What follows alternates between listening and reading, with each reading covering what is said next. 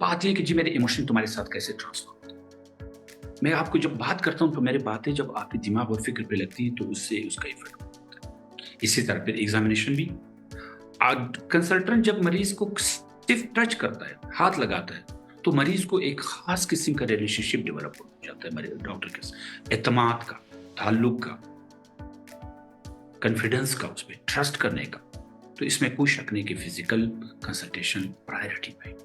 अब मजबूरियाँ हैं। अब मजबूरियों की सूरत में जो है ना, आप जो है ना वो ऑनलाइन भी कर सकते हैं, लेकिन उससे पहले अगर आपको डॉक्टर ये बता दे, जिस तरह से एक साइकियाट्रिस्ट की ज़िम्मेवारी नहीं कि तमाम फ़िज़िकल बॉडी को इतना चेक कर ले, जितना एक स्पेशलिस्ट के लिए उस वहाँ ज़रूरत होती है। लेकिन वो ये काम कर सकता है कि ये आपका डॉक्टर को ये शक हो, उसे कहें कि आप ब्लड प्रेशर किसी से चेक करवाएँ, शुगर चेक करवाएँ या कोई टेस्ट करवाएँ या कोई एक्स-रे करवा दें।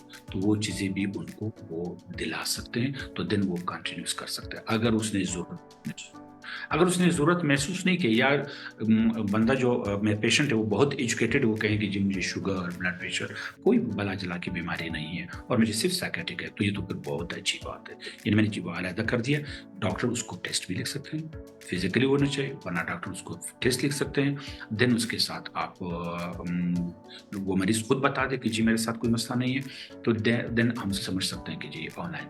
तो ऑनलाइन भी आजकल डिप्रेशन का ट्रीटमेंट भी क्योंकि जो स्केल है, जो डिप्रेशन को वो करते हैं, वो डॉक्टर के दिमाग के अंदर होता है, वो ज़मीन पे नहीं होता।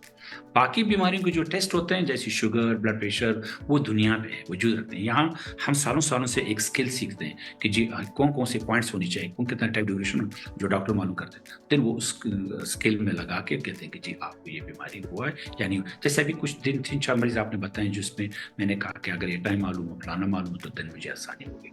तो लिहाज़ा फिर वो डॉक्टर कर सकते लिहाज़ा ऑनलाइन असेसमेंट सही हो सकता है डिप्रेशन का, ऑनलाइन ट्रीटमेंट भी हो सकता है, दवाइयों का भी और अगर आपका कोई काउंसलिंग हो, साइको एजुकेशन हो या साइकोथेरेपी हो, साइकोलॉजिस्ट करना चाहे, वो भी कर सकता है, कोई मसला नहीं।